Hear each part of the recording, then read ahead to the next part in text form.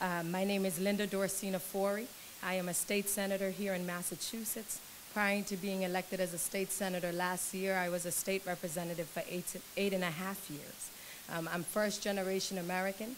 My parents came here from Haiti in the early 60s. My father's from Léogane. My mother's from La Vallée, Valléen, Jacmel. And it is just really an honor to serve. And I want to welcome all of our distinguished guests, elected and appointed officials from the United States and also Haiti. I know Consul General here in Boston, who's doing a fantastic job, Marjorie Brinache is here, and we work well together. When you talk about a council office that is plugged in the Haitian community, there's no better partner than Consul General Marjorie, because she is present. She is here with us in Massachusetts working on many, many initiatives. I want to see Assemblywoman Michelle Solange is here. Thank you for coming up from New York. I know that Minister Francois Guillaume, Minister of Haitians Living Abroad. Look forward to hearing your remarks. Really quick, I think Dr. Cummings talked about it and really talked about the diaspora. But as we think about strategies to develop and strengthen how the Haitian diaspora can help move Haiti forward, I believe we need to also focus on how to create better access and capital for small businesses and organizations in Haiti that may not get the resources from the larger NGOs. As you know, and Dr. Cummings talked about the diaspora, but I know Haiti itself was not the focus, but I just want to say that the Haitian diaspora is one of the best at financial remittances and contributions to the native land. You know, according to the Hand Foundation, over $1.8 billion is sent back to Haiti in remittances, making it the highest remittance receiving country per capita in the world. In fact, remittances in Haiti total more than triple what the country receives in international disbursements. So we know that the financial impact of these monies are critical to the financial stability to the country. So money goes to individuals and it goes to our families. So as I said to you, I'm first generation, so every month, maman, papa me dit okay, on met l'argent ensemble, on mette l'argent pour nous voyer back la caille, right? Let's put the money together. What money do you have? Let's put it together because we're going to send it home to help our families. So about 80% of it, you know, that the families get, our relatives get in Haiti is spent on day-to-day living.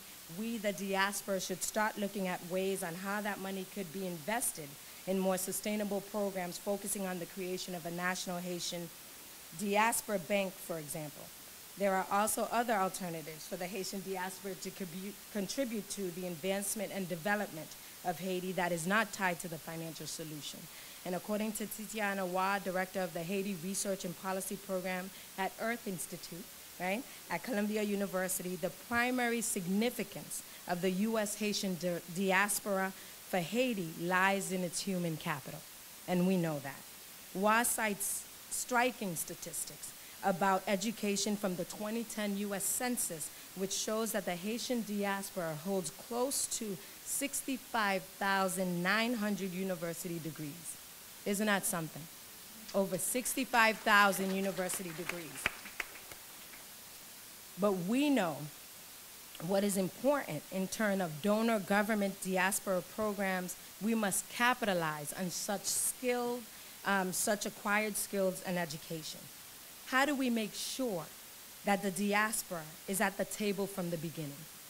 How do we make sure that when the countries are coming in, when international NGOs are coming in, when different things are being developed in Haiti, that the Haitian diaspora is at the table, but not just the Haitian diaspora, but the Haitian people in terms of civil society.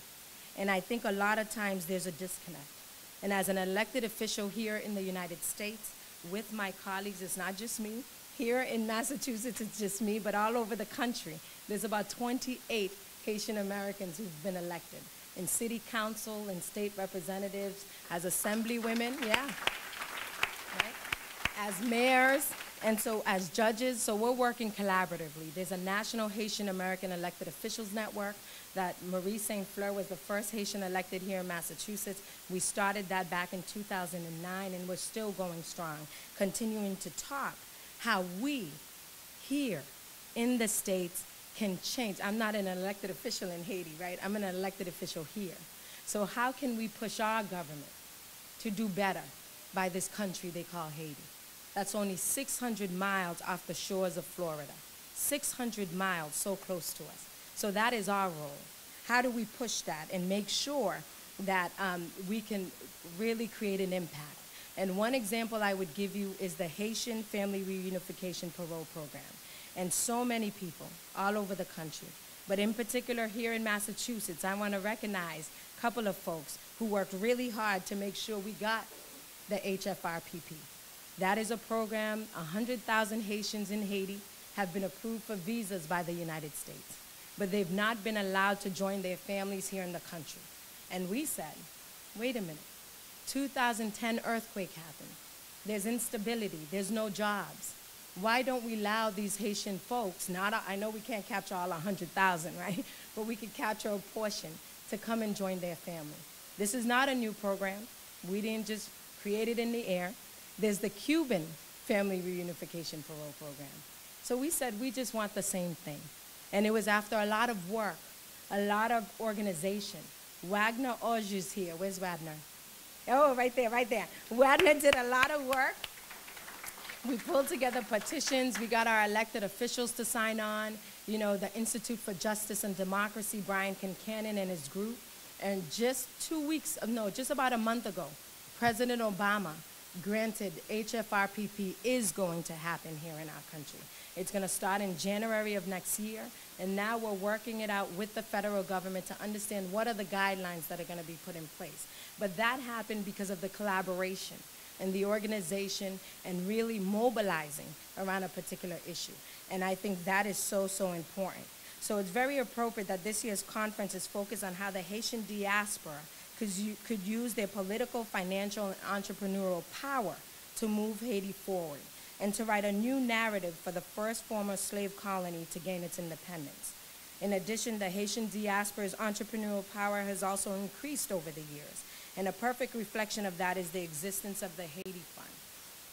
And the Haiti Fund is a great organization that has been doing over the past 4 years, investing and developing meaningful partnerships between Haiti and the international communities. And I think it's important as this conference continues that we figure out how do we continue to present ourselves forward, to say that we want to work with the Haitian government. The Haitian government has to be a key partner. We know there are organizations here in Massachusetts that have done it well, like Partners in Health. Yes, Partners in Health is an NGO, right? But they didn't just go into Haiti and say, hey, we're gonna develop our own clinics. No, they worked with the Ministry of Health in the Haitian government for the past 30 years. So it's building sustainability and making sure that we are creating a partnership, a true partnership, and saying that we're gonna support the true development of Haiti and making sure that when folks come in to develop, yes, we want that, but we want you to also train people on the ground. We want you to train the Haitian people so when you do a road and you leave the country, right, because you're going back to your country, but there's a group of folks that are trained, so when there's a pothole, they can fix it. So when there's issues in the country, they can fix it. And by working with government, that's how we could do it. I'm just gonna end on this, that here in Boston and in Massachusetts, we created the Haiti Fund. And the Haiti Fund was, after the earthquake, Karen and Sarah and Jim and Sarah put together money and said, we want to create a fund. It's housed at the Boston Foundation, where we have worked with local NGOs in Haiti on the ground, and also organizations here that are Haitian-led organizations, right? And we said we're going to support these smaller NGOs in Haiti that are in the communities, that a lot of times these larger NGOs are not reaching. And so for the last 5 years, we've invested, my goodness, over a lot of money, right? Over millions of dollars into that, and making sure we could build capacity. We could bring training in so that folks are able to serve more people. And so I thank you all for being here today. Thank you for taking the time. I want to thank NAHP. I know this is your 3rd year, and I look forward to working with you as you continue to grow and build a true coalition in talking about the issues that are facing Haiti. Thank you all. God bless.